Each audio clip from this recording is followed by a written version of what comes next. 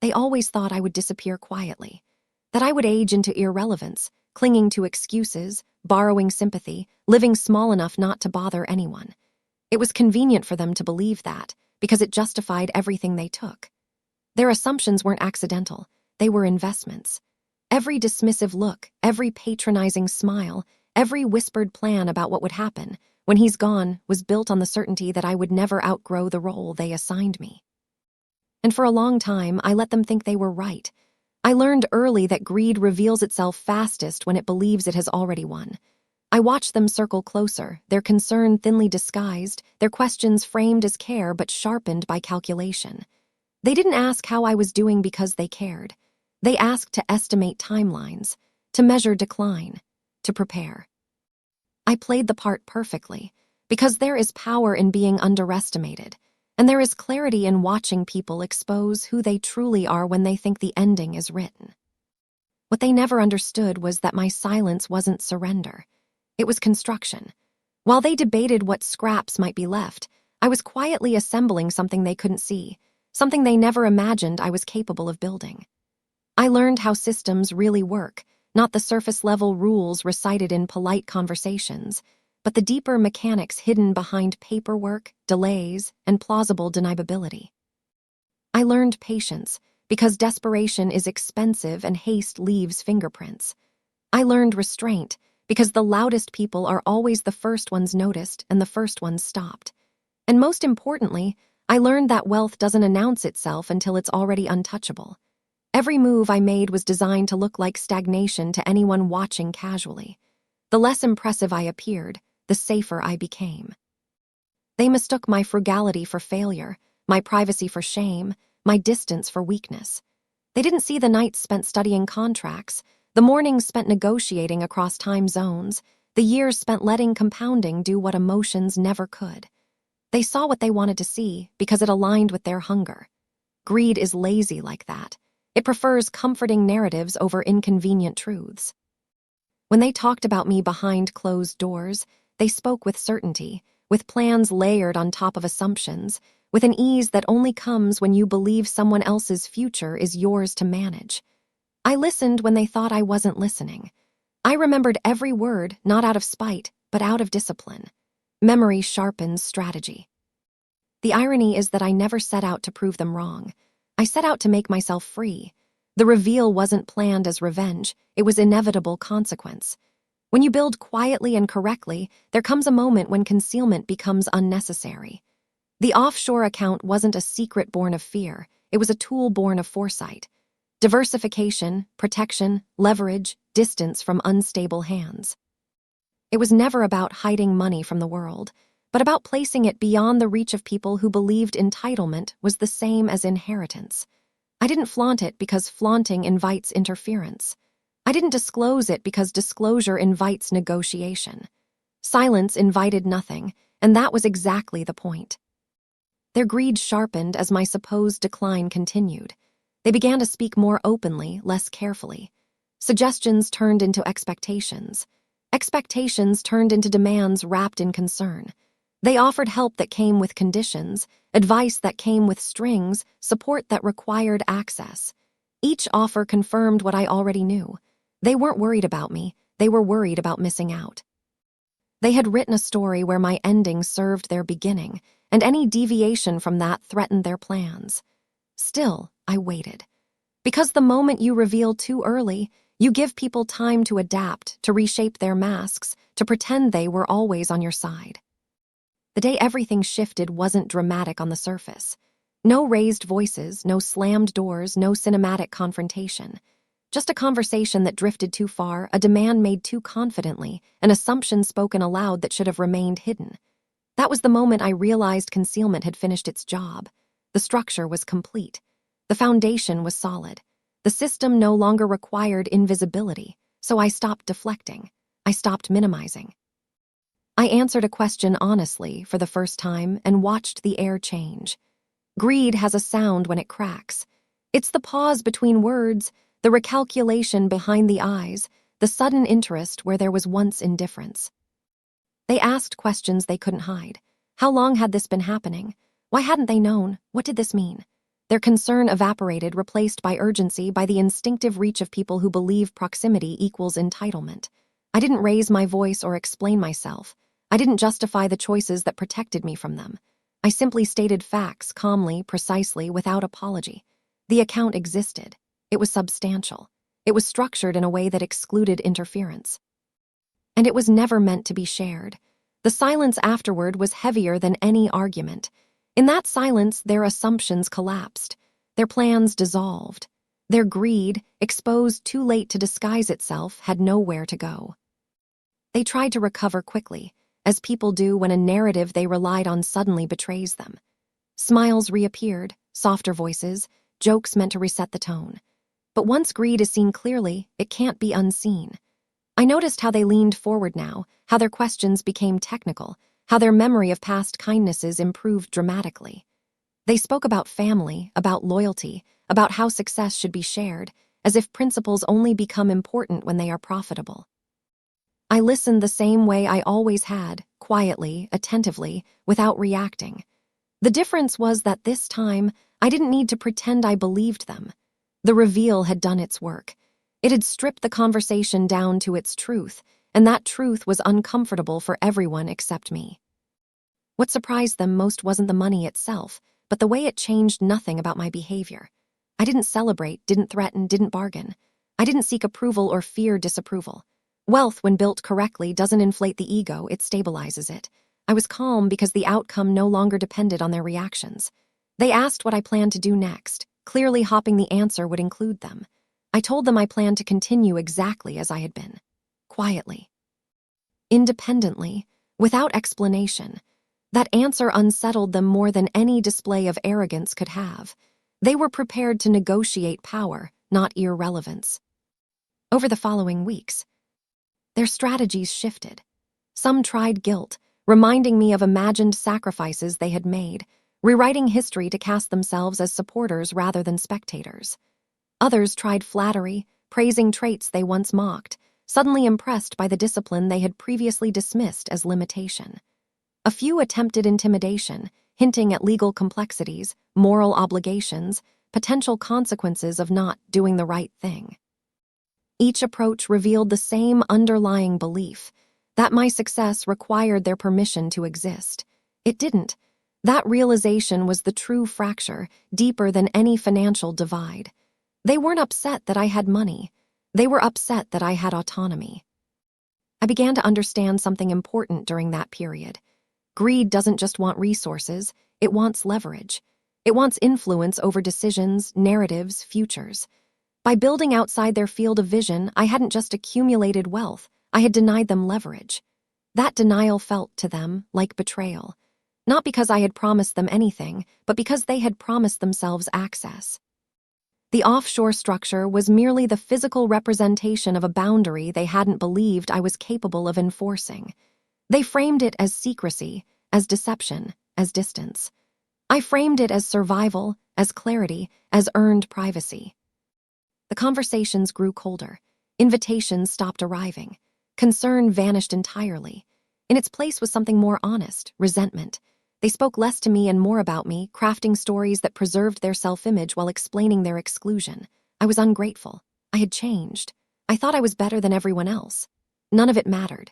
Narratives only have power when they influence outcomes, and the outcomes were already decided. The structures I had built didn't care about opinions. Contracts don't respond to gossip. Accounts don't tremble at disapproval. For the first time, I experienced what it meant to be insulated not just financially, but emotionally. There were moments, late at night, when the weight of it all settled in. Not regret, but recognition. Recognition of how close I had come to believing their version of me. How easy it would have been to accept the smallness they assigned, to live within the limits others find convenient. The offshore account symbolized more than money. It symbolized refusal. Refusal to let my ending be written by people who only valued me as a future asset. Refusal to perform decline for the comfort of others. That refusal was costly in ways no spreadsheet records. Relationships thinned. Familiar structures dissolved. But clarity replaced confusion, and peace replaced performance. They never asked how I did it, not really. They asked where the money was, who else knew, how it might affect them. The process, the discipline, the years of restraint were irrelevant to them because those things couldn't be extracted. Only outcomes interested them. That confirmed what I had suspected all along. If I had failed publicly, they would have offered sympathy without solutions. If I had succeeded loudly, they would have offered partnership without respect. Quiet success gave me neither sympathy nor partnership, only distance. And distance, I learned, is a form of safety. Over time, the shock faded into an uneasy acceptance. They recalibrated their expectations, lowering them, redirecting them elsewhere. Greed, when blocked, moves on. It looks for softer targets, clearer access points, less complicated resistance. I became uninteresting again, not because I lacked resources, but because those resources were inaccessible. There was relief in that invisibility. I could move through my days without managing other people's expectations, without decoding motives, without bracing for entitlement disguised as affection. The reveal had shattered their greed not by confronting it, but by rendering it useless. I didn't win anything in the traditional sense. There was no applause, no vindication speech, no moment where everyone admitted they were wrong. What I gained was quieter and more durable. Control over my time, authority over my decisions.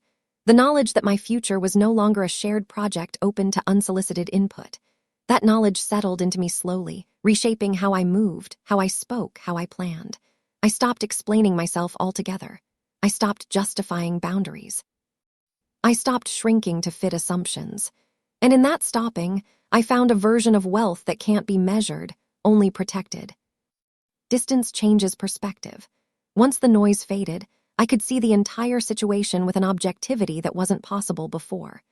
I realized how much energy I had spent anticipating reactions, preparing explanations, softening truths. That energy returned to me slowly, like blood flow after pressure is released. I began to invest it differently, not just into financial decisions, but into how I structured my days, who I allowed access to my thoughts, what problems deserved my attention. Freedom is subtle at first. It doesn't announce itself. It shows up as fewer interruptions, longer stretches of focus, mornings without dread. It took time to trust it, to believe it wouldn't be taken away the moment I relaxed. They still watched from a distance, though. I could feel it in the way information traveled back to me, distorted and incomplete. Someone had heard I was involved in something new. Someone else wondered if I was struggling after all. The stories contradicted each other, and that inconsistency amused me. When people no longer have access, they fill the gap with imagination. I let them. Correcting narratives is a form of engagement, and engagement is an invitation. I wasn't interested in reopening doors I had finally managed to close. Silence remained my most effective boundary.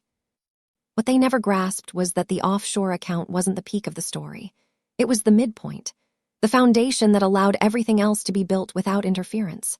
Once the capital was secure, I could think longer term, more creatively, more strategically. I could take risks that weren't reckless because they weren't desperate. I could walk away from opportunities that smelled wrong without fearing collapse. That flexibility confused people who equated ambition with constant motion. Sometimes the most aggressive move is patience. Sometimes the smartest growth looks like stillness from the outside. I started noticing how differently people treated me once they sensed, rather than knew, that I wasn't dependent. There was a subtle shift in conversations, fewer assumptions, more careful language. Respect doesn't always come from status. It often comes from the absence of need. When you don't require approval, money, or validation from the person in front of you, the power dynamic flattens. Some people responded well to that. Others recoiled. The ones who recoiled were the same ones who had been most invested in my imagined decline. Their discomfort confirmed that my independence had always been the real threat.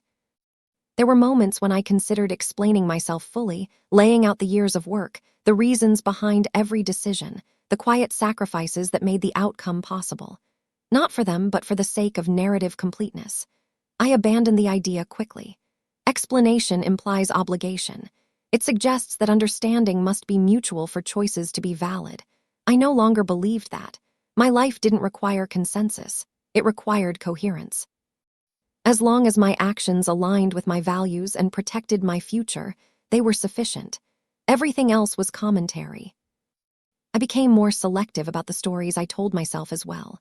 It was tempting to frame the entire journey as a triumph over others, a clever reversal of expectations.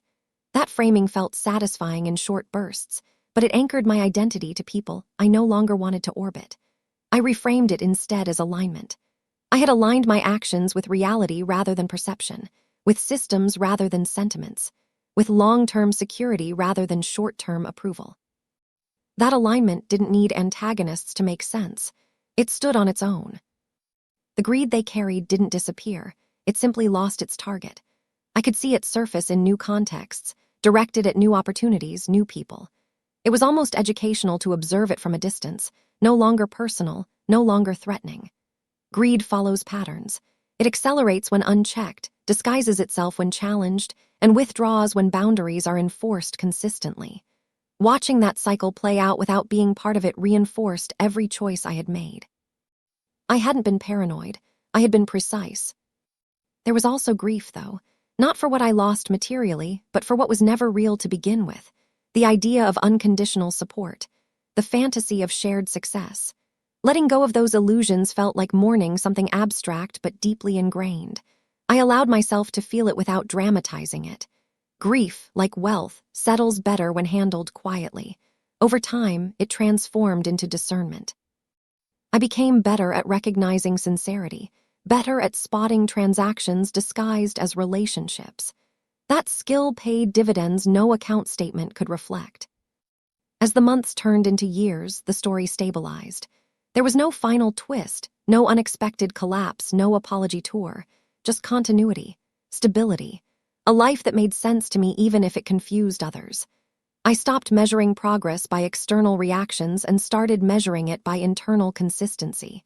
Was I acting out of fear or intention? Was I responding or initiating?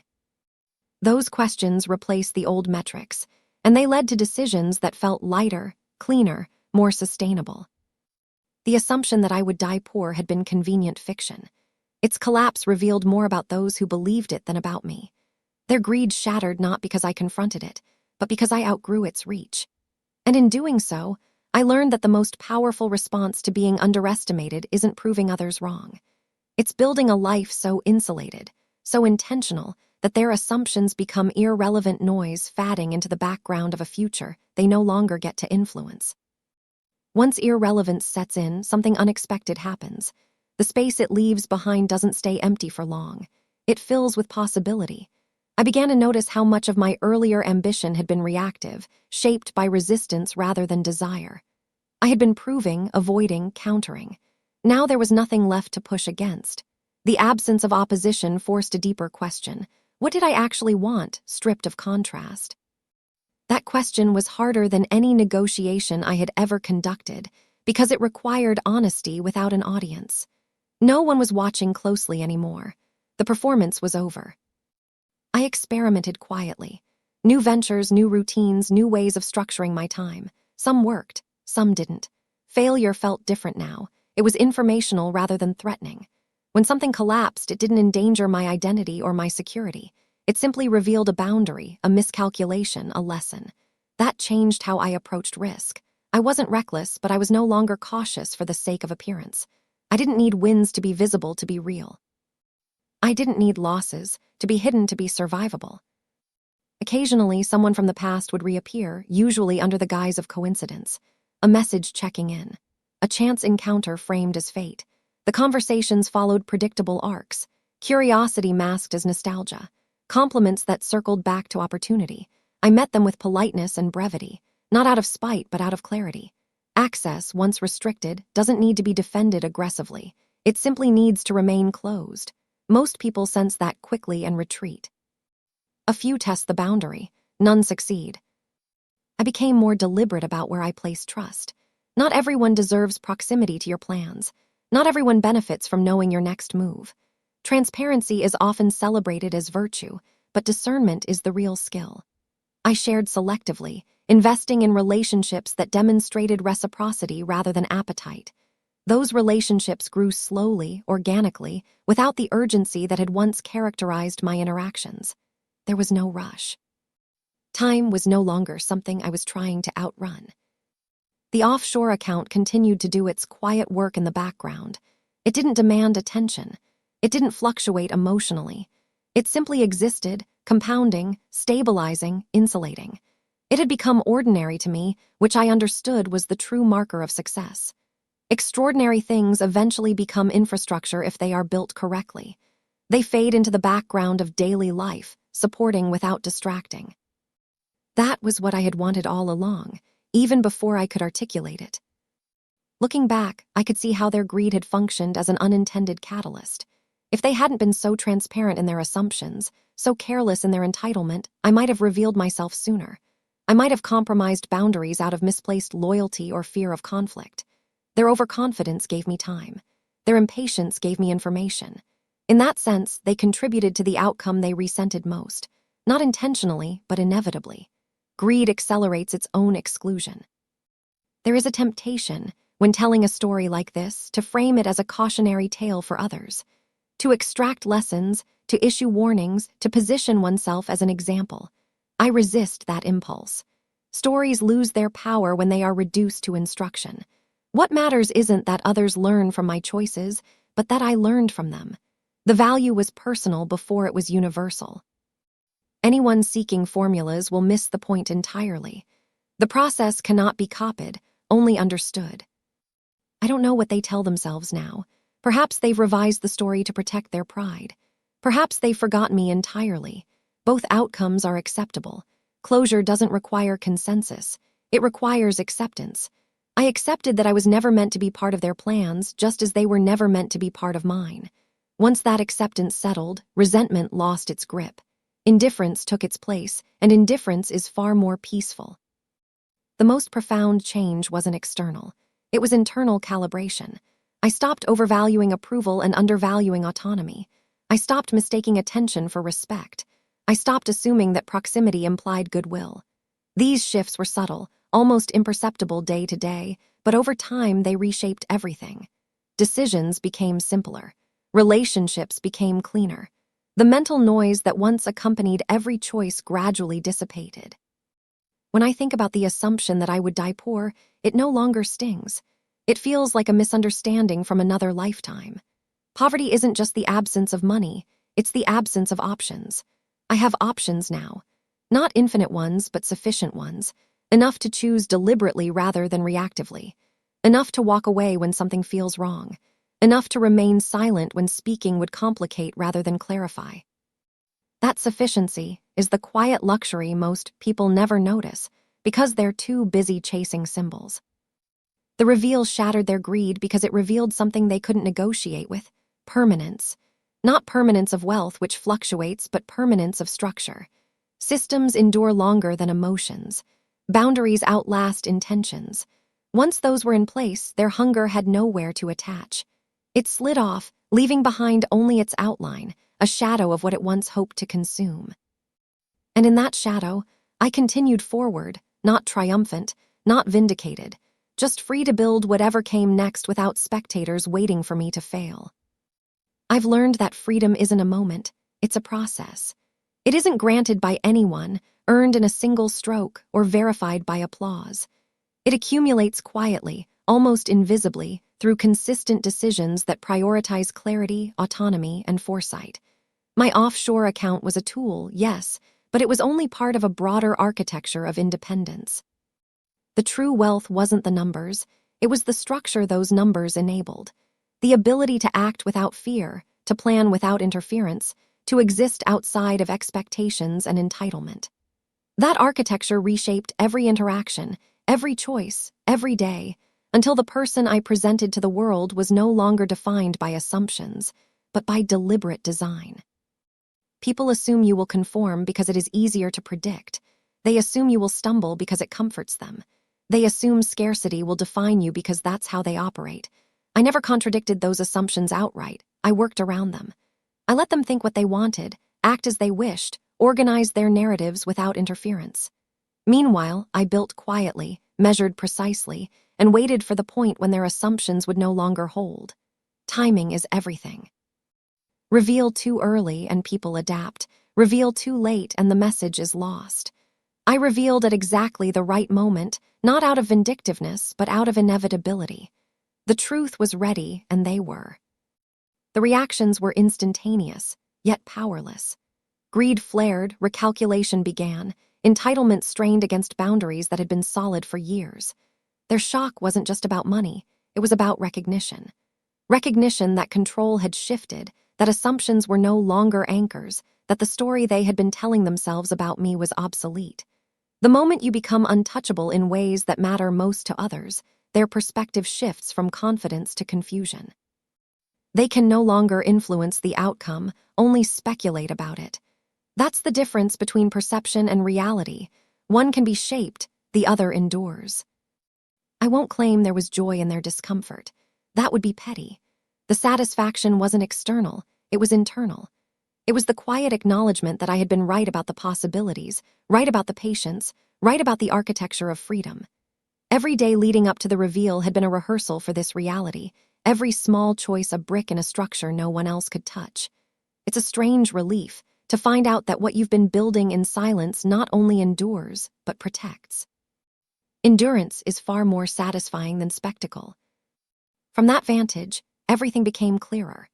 Boundaries, priorities, relationships, ambitions, each evaluated through the lens of what truly mattered versus what demanded attention only because others assumed it should. People's behavior revealed more than their words ever could. Those who had sought proximity out of entitlement withdrew when distance was enforced. Those who had valued alignment and trust remained, sometimes quietly, sometimes unexpectedly. This sorting wasn't dramatic, it was inevitable. Greed always migrates toward opportunity, and when opportunity is properly insulated, it moves on without resistance. The process reshaped my sense of time. Where once I measured success in milestones recognized by others, I began to measure it in continuity, in consistency, in the absence of disruption. Decisions became simpler. Act where there is alignment, refrain where there is conflict, invest energy only where it yields lasting structure rather than temporary applause. That recalibration of priorities was invisible to those watching from the outside.